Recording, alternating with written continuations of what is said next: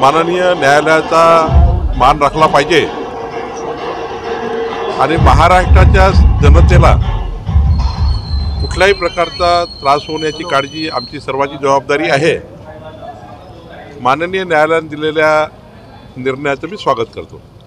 उद्या काळ्या फिती लावून संपूर्ण महाविकास आघाडीचे लोक ठिकठिकाणी राज्यामध्ये आंदोलन करणार आहेत। नाही, आम्ही सर्व संवेदनशील आहोत। आमच्याही संवेदना आहे।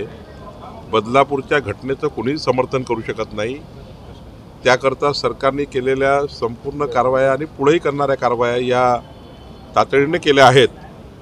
त्यामुळं आमच्याही संवेदना पक्ष म्हणून आणि समाज म्हणून आणि 14 कोटी जनता म्हणून आम्ही या घटनेच्या आरोपींना फाशीपर्यंत अंतिम होतपर्यंत या घटनेच्या मागे लागून राहणार आहोत। सरकारच्या मागे लागून राहणार आहोत। आम्ही कुटुंबियांसोबतही आहोत आणि आमची सुद्धा संवेदना तेवढीच आहे।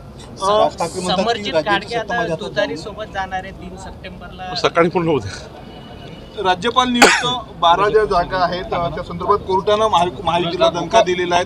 2 वर्षात नियुक्त त्या जागा झालेल्या आणि आता देखील नियुक्त होणार नाही। महाविकास आघाडीच्या काळात कोश्यारींना पत्र लिहिलं होतं तेव्हा देखील त्या जागा नियुक्त झाल्या नव्हत्या। नाही, माननीय काय न्यायालयाने आदेश दिले आहेत ते मी बघतो आणि उद्या बोलीन।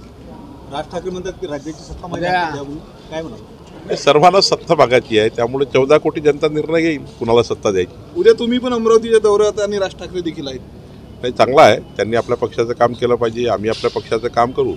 शेवटी जनता ज्याला बळ देईल किंवा जनता ज्याला मतदान करेल तो सत्तेमध्ये येईल। एक सर शेवटला प्रश्न, डॉक्टर बाबासाहेब आंबेडकरांच्या पुतळ्यासमोर उद्या शरद पवार बसणार आहेत संपूर्ण घटनेच्या संदर्भात। नाही, संवेदना व्यक्त करण्याकरता आपापल्या पद्धतीने सारे पक्ष करतायत।